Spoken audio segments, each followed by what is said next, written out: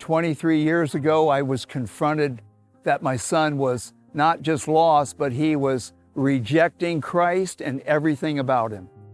He was a brilliant young man, still is, very brilliant, and he became a critical thinker.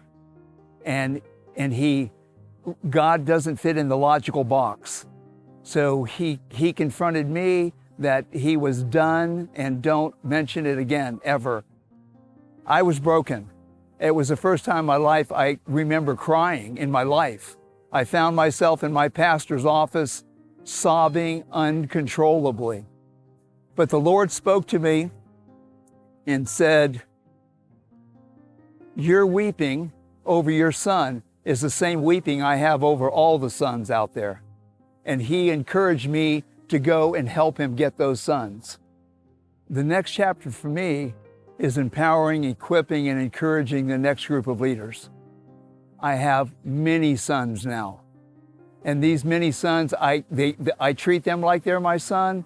I'll do anything for them. And my role with them is to encourage them and just to let them know that God is capable to take them where He wants to take them. It's God's vision that they need to follow in their life. I think success is directly related to your proximity to Christ.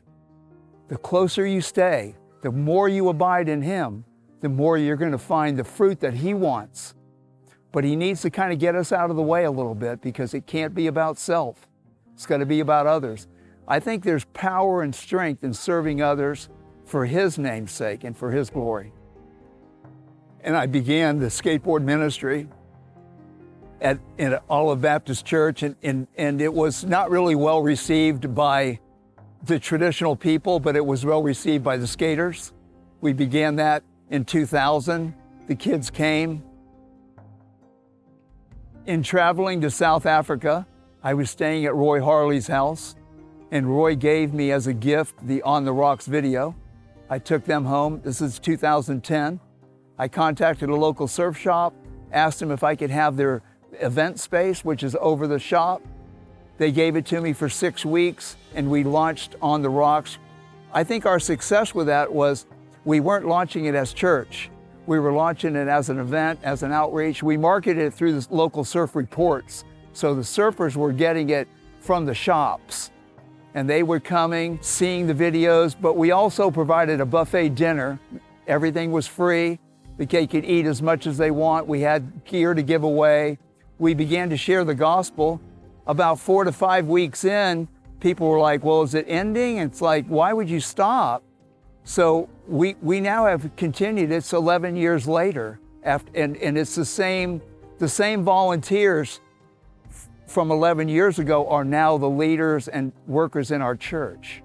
The Lord was showing me in this that He's sufficient and He has a plan for each one of these. In Costa Rica, it was a coffee shop and a hostel. In other places, it was different type of work, surf schools, but we wanted to encourage people to do what God's asking them to do and keep Christ at the front and center. And just wanting to be an encourager that if I'm doing this, certainly you can do it and do it better. But people sometimes just need someone to hold their arms up, someone to help them a little bit. And in that, when I began to see these young people's lives changing and similar to my son's age, and I was seeing the fruit of all that, it gave me confidence that one day those prayers will come back. And He could save my son.